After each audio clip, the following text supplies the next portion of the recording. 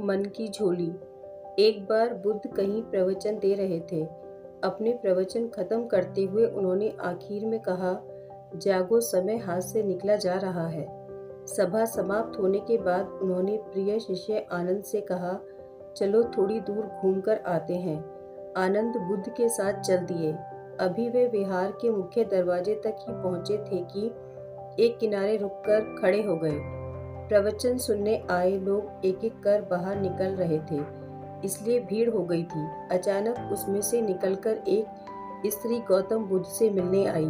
उसने कहा, तथागत, मैं नर्तकी हूँ। आज नगर सेठ के घर मेरे नृत्य का कार्यक्रम पहले से तय था, लेकिन मैं उसके बारे में भूल चुकी थी। आपने कहा समय निकला जा रहा है, तो मुझे तुरंत वह बात याद आ गई। उसके बाद एक डकैत बुद्ध की ओर आया।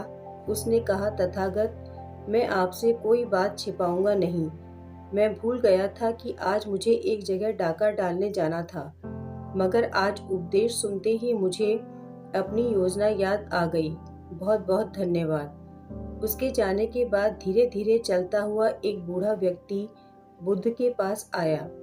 वृद्ध ने कहा, जिंदगी भर दुनियादारी की चीजों के पीछे भागता रहा। अब मौत का सामना करने का दिन नजदीक आता जा रहा है। अब मुझे लगता है कि सारी जिंदगी यूं ही बेकार हो गई। आपकी बातों से आज मेरी आंखें खुल गईं। आज से मैं अपने सारे दुनियावी मोह छोड़कर निर्वाण के लिए प्रयास करना चाहता हूँ।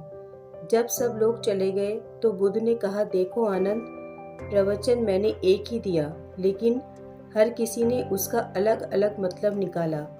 जिसकी जितनी झोली होती है, उतना ही दान वह समेट पाता है। निर्वाण प्राप्ति के लिए भी मन की झोली को उसके लायक होना होता है। इसके लिए मन का शुद्ध होना बहुत जरूरी है।